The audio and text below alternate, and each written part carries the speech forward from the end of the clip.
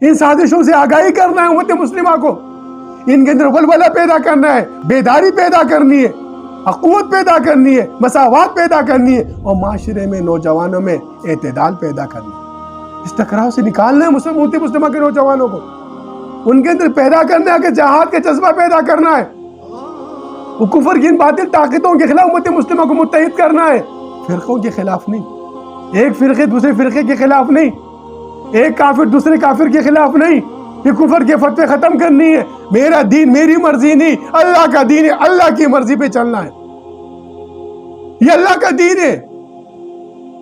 ادخلوا فی السلم کافہ، یہ قرآن دیکھیے،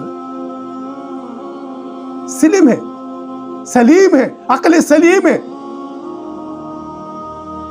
قلب سلیم ہے۔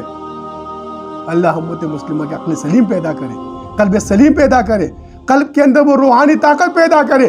ان مادی طاقتوں کا مقابلہ کرنے کے لیے ہم انہیں سب سے پہلے خود کو مسلمان کہنا، سینہ ٹھوک کر کہو میں آخر نبی کی امتی ہوں، ہم مسلمان ہیں، ہوا سماعک المسلمین۔